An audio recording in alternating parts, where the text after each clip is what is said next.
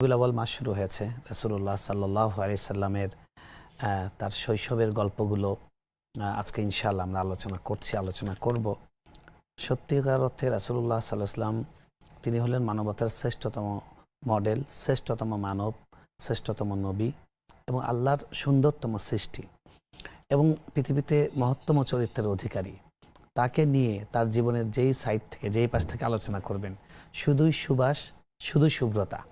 আপনি দেখুন পৃথিবীর যত মহামানব আছে তাদের প্রত্যেকেরই যত ফেমাস ব্যক্তি স্টার আছে তাদের প্রত্যেকের জীবনে কিছু কালো অংশ থাকে, অনালোচিত অংশ থাকে যেটা তারা হাইড করতে চান বা বলেন যে এটা তার পার্সোনাল।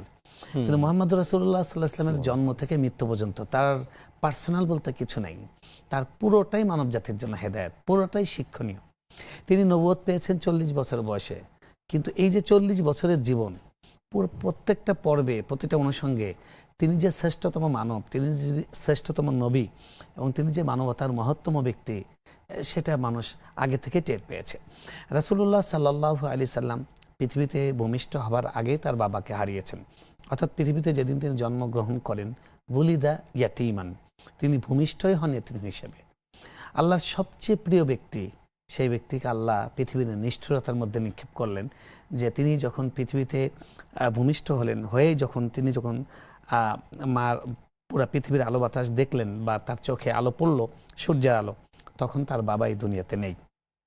তিনি মায়ের কাছে অবস্থান করছিলেন এবং তাকে জন্মের পরেই সর্বপ্রথম তাকে কোলে নেন উম্মে বারাকা, যার নাম ছিল বারাকা উম্মে আইমান রাদিয়াল্লাহু তাআলা আনহা।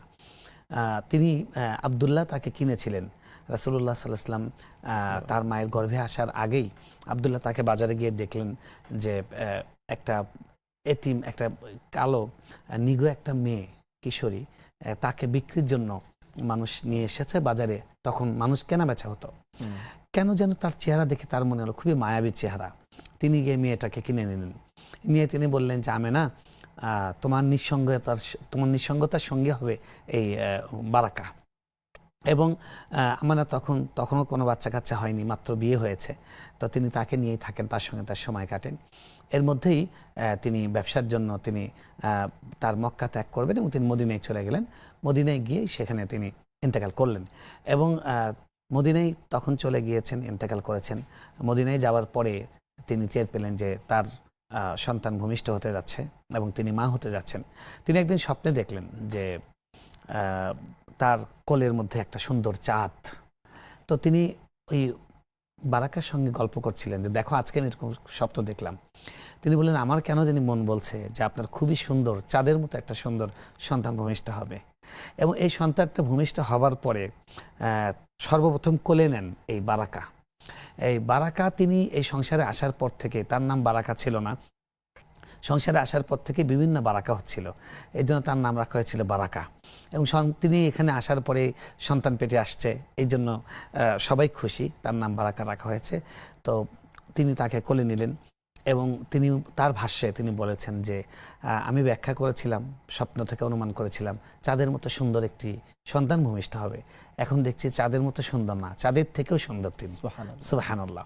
তো আল্লাহ নবী সাল্লাল্লাহু আলাইহি ওয়াসাল্লাম ভূমিষ্ঠ হওয়ার পরে তিনি তার মায়ের কাছে কয়েকদিন ছিলেন।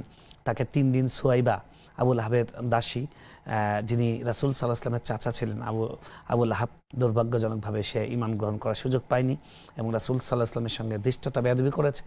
পরবর্তীতে তাকে নিয়ে সূরা লাহাব নাজির হয়েছে। তো আবু লাহাবের দাসী সুয়াইবা তাকে রাসূলুল্লাহ সাল্লাল্লাহু আলাইহি ওয়াসাল্লামকে দুধ পান করিয়েছেন এবং তিনি প্রথম গিয়ে চাচাকে, অর্থাৎ নবীজির চাচাকে সুসংবাদ দিলেন যে আপনার যেই ভাই মারা গেছে সেই ভাইয়ের কিন্তু একটা সুন্দর সন্তান হয়েছে এবং চাঁদের চেয়ে সুন্দর সন্তান হয়েছে।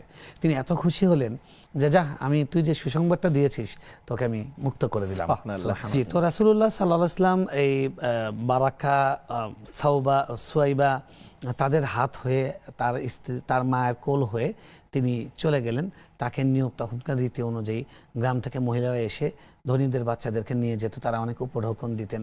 তো রাসূল সাল্লাল্লাহু আলাইহি ওয়াসাল্লাম যেহেতু এতিম এবং তারা বংশীয়ভাবে আভিজাত্যবান, তারা অনেক বনেদি, কিন্তু তাদের অঢেল প্রাচুর্য ছিল না, টাকা পয়সা ছিল না, সেই জন্য কেউ নিচ্ছিল না। হালিমা সাদিয়া আবার ওদিকে দুর্বল, তারাও গরিব, সেই জন্য শেষ পর্যন্ত তিনিও কোনো বাচ্চা পাননি আর রাসূল সাল্লাল্লাহু আলাইহি ওয়াসাল্লামও কোনো ধাত্রী পান নাই। পরে এই যে আল্লাহ তাআলা তাকে মিলিয়ে দিলেন। তো তিনি তাকে কোলে নিলেন, কোলে নিয়ে যখন যাবার সময় উটে বসছেন, তাদের উটটা আগে আসার সময় সবচেয়ে দুর্বল ছিল, পেছনে হাঁটছিল, সেই উটটা শক্তিশালী হয়ে গেল এবং তার স্তনে দুধ দিয়ে ভরে গেল। তার একটা মেয়ে ছিল রাসূল সাল্লাল্লাহু আলাইহি ওয়াসাল্লামের সমবয়সী, সেই মেয়েটা দুধ না পেয়ে কাঁদতো, মায়ের স্তনে দুধ না পেয়ে।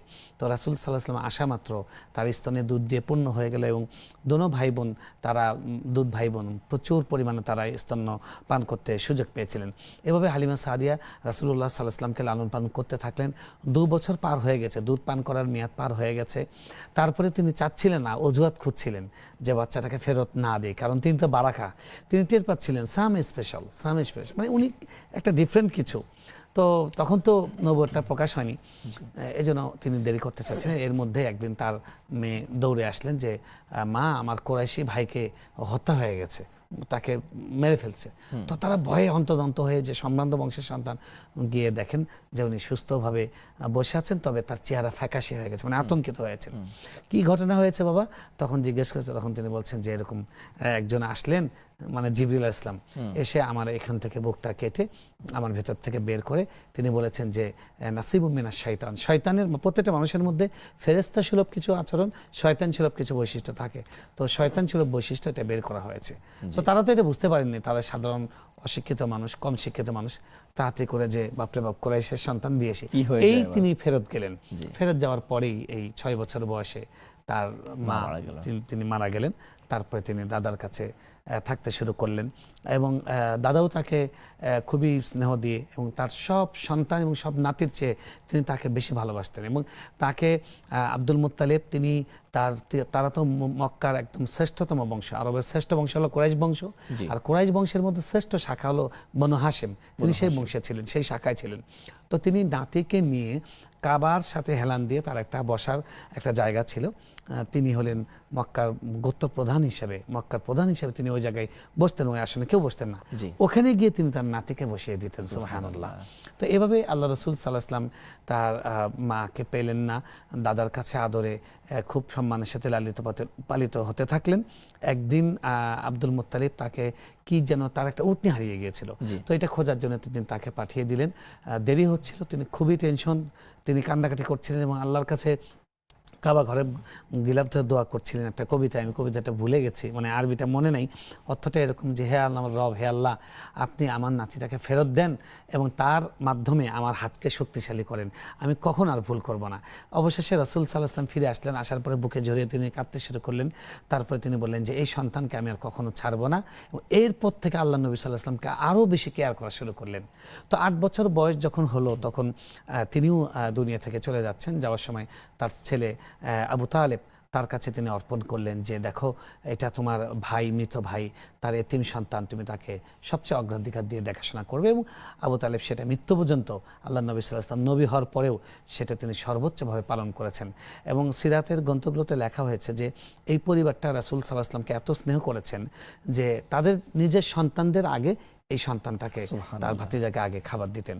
এভাবে রাসূলুল্লাহ সাল্লাল্লাহু আলাইহি ওয়াসাল্লামের শৈশবটা কেটেছে এবং তার শৈশবকালেও তার আশপাশে তারা যাকে দেখেছে, তার সঙ্গে মিশেছে, সবাই দেখেছেন যে তিনি ভিন্ন কিছু, এবং তার উপর আল্লাহর খাস রহমত, আল্লাহর বিশেষ কৃপা তিনি পেয়েছেন।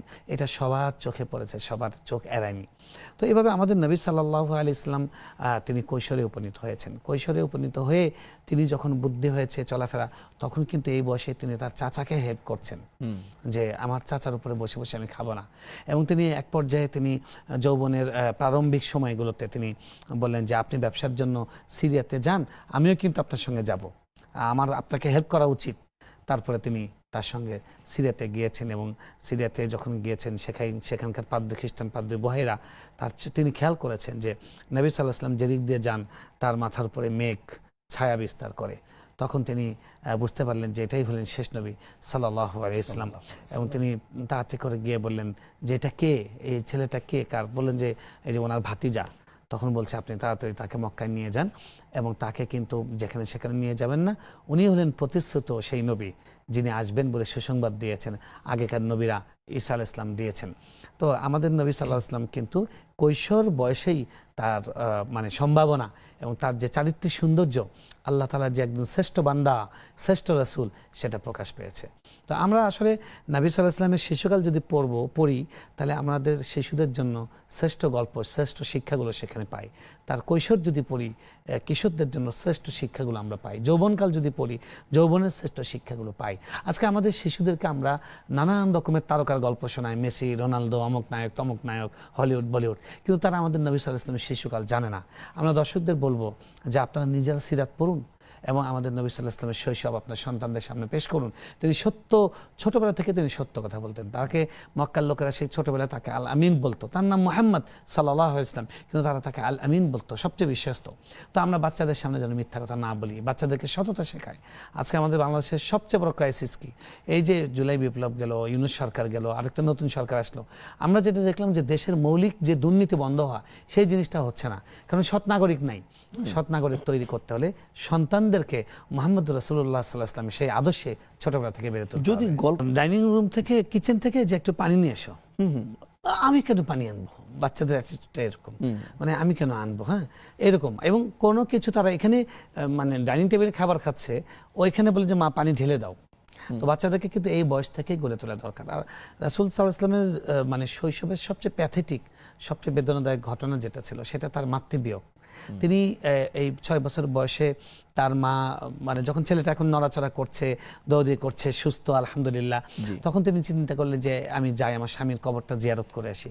তাকে নিয়ে তিনি মদিনায়, যেহেতু তার মৃত্যু হয়েছিল আব্দুল্লাহ, তিনি সেখানে যেতে নিচ্ছিলেন। মক্কা এবং মদিনার মাঝামাঝি একটা জায়গার নাম আবুয়া, সেখানে যাবার পরে এই মা হালিমা সাদিয়া, কি বলে, আমিনা বিনতে ওয়াহাব, তিনিও মারা গেলেন। এবং তার সঙ্গে কিন্তু ওই যে দাসী বারাকা উম্মে আইমান, তিনি তাকে সাথে করে নিয়ে গেছেন। মা যাওয়ার সময় তিনি বলছেন যে মা, তুই আমার ছেলেটাকে দেখে রাখিস, বাবা হারা হয়েছে, আজকে আমিও দুনিয়া থেকে চলে যাচ্ছি। এবং তিনি একদম রাসূল সাল্লাল্লাহু আলাইহি ওয়াসাল্লামকে খুব আমৃত্যু তিনি তাকে দেখেছেন এবং রাসূল সাল্লাল্লাহু আলাইহি ওয়াসাল্লামের পরে উনি ইন্তেকাল করেছেন। এবং উনি একজন নারী যিনি রাসূল সাল্লাল্লাহু আলাইহি ওয়াসাল্লামকে জন্ম থেকে মৃত্যু পর্যন্ত পুরোটা ছায়া দিয়েছেন। এবং সাহাবীরা জানতেন যে নবী সাল্লাল্লাহু আলাইহি ওয়াসাল্লামের উপর একজন ব্যক্তি ছিল, ওনাকে জোরাজোরি করে খাবার নিয়ে জোরাজোরি করলে বিরক্ত হতেন।